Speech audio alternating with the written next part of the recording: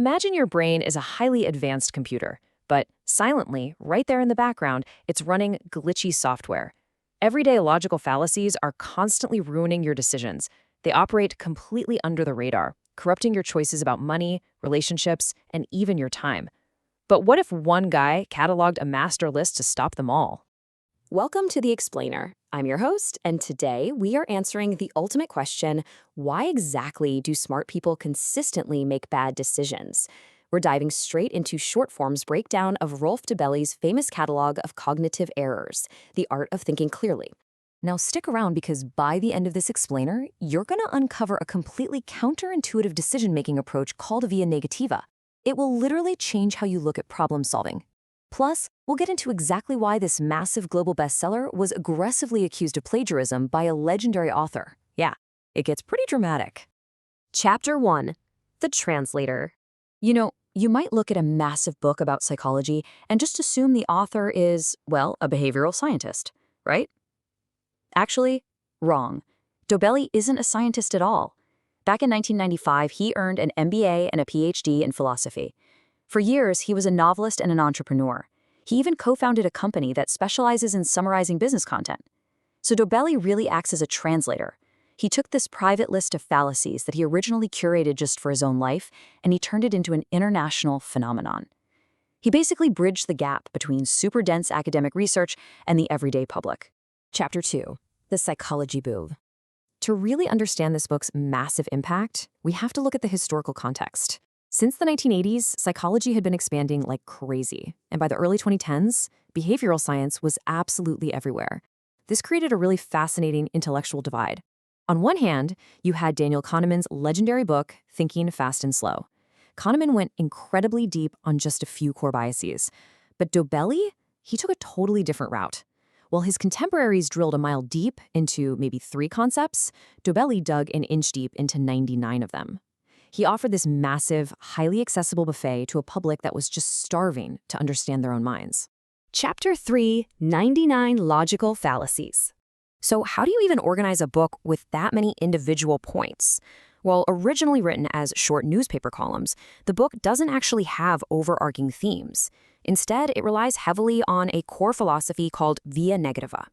Via negativa is basically a method of problem solving that focuses entirely on what to avoid rather than giving you step-by-step rules for success. Dobelli isn't out here trying to give you a 10-step morning routine because human logic just doesn't work that way. He's essentially saying, hey, here are all the ways your brain is going to trick you today. Just don't do them. It's all about subtraction, not addition. And man, he gives you a staggering 99 distinct traps to avoid. 99!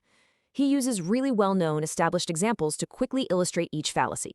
You read it in 3 pages, you grasp the trap, and boom, you move on. Now, Dobelli does warn that these fallacies all stem from the exact same human brain, so yeah, they are definitely bound to overlap. Some critics even felt a few chapters were kind of forced just to hit that catchy number 99, but honestly, the sheer volume guarantees that there is something highly relatable in there for absolutely everyone. Quick question for you, though, and let us know in the comments below, what's your personal learning style?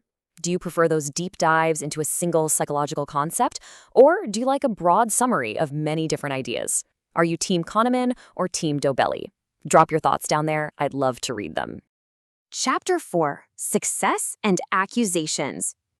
Okay, so whenever you translate and summarize ideas on a massive scale, you are going to ruffle some feathers. But first, let's talk about the undeniable success. This massive accessible scope just catapulted the book to the top of the charts. It hit the Der Spiegel bestseller list at number 1, and get this, it stayed there for 30 weeks. It was the absolute best-selling nonfiction book in Germany and Switzerland in 2012, and when the English translation hit, boom, top 10 bestseller globally. The financial success was absolutely staggering, but it also landed Dobelli in some really serious hot water. And this brings us to the dark side of being a translator. Famous author Nassim Nicholas Taleb publicly accused Dobelli of plagiarizing his work.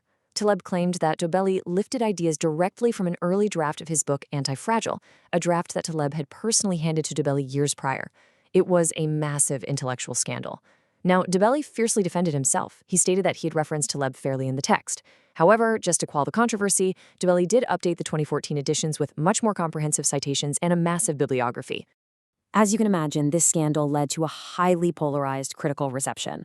On the pro side, fans call this book absolute required reading. They absolutely love the straightforward anecdotal approach because it makes incredibly complex academic ideas accessible to the everyday person.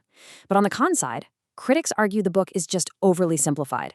They say it completely lacks the nuance you actually need to truly understand these fallacies, and that it relies way too heavily on unoriginal ideas generated by other scientists.